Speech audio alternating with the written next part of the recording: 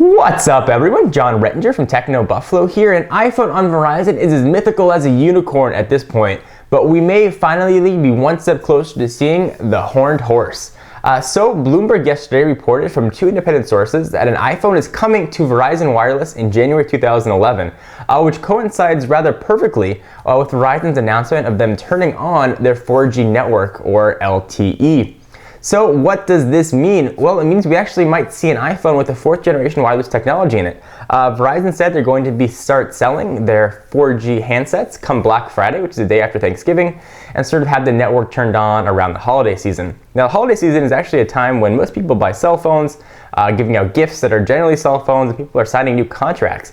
So it does seem a bit odd that a phone would be announced in January, while sort of right after that big buying period. So I would assume that if the phone is coming in January, it'll be announced prior to the holiday shopping season, which is great news and not that far away. So let's talk a bit about LTE. So for those of you that don't know, Verizon and Sprint use a wireless technology called CDMA for the current EVDO and voice and data technologies. AT&T, T-Mobile, and a lot of the other global standards, something called GSM, the phones that have a SIM card are GSM phones. So Verizon's 4th generation LTE technology is actually GSM based. So there'd be a lot of similarities for what they would have with an AT&T iPhone. Now AT&T's 4th generation technology is also LTE, which is of course GSM based as well. So it would sort of open the door to maybe a 4th generation technology phone on both AT&T and Verizon. And here's where things get a bit tricky because it can't be the same phone.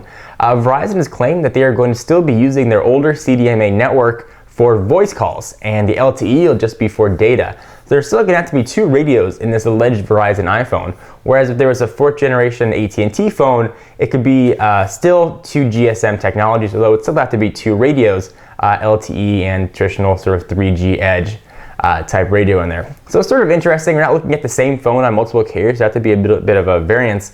But I do think choice is good, and choice is good for consumers to pick whether or not which carrier they'd like to be with, whether you want to go to Big Red or stay with AT&T, Big Red being Verizon. Consumer choice is always a nice thing. So the day of reckoning might finally be here. We may have sort of a choice for carriers. You might be able to pick where you get the best service and which carrier and data plan and prices suit you the best.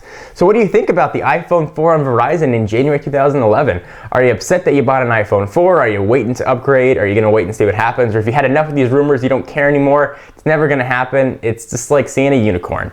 Anyway guys, I am John Rettinger from Techno Buffalo, and I'll see you in the next video. Bye-bye.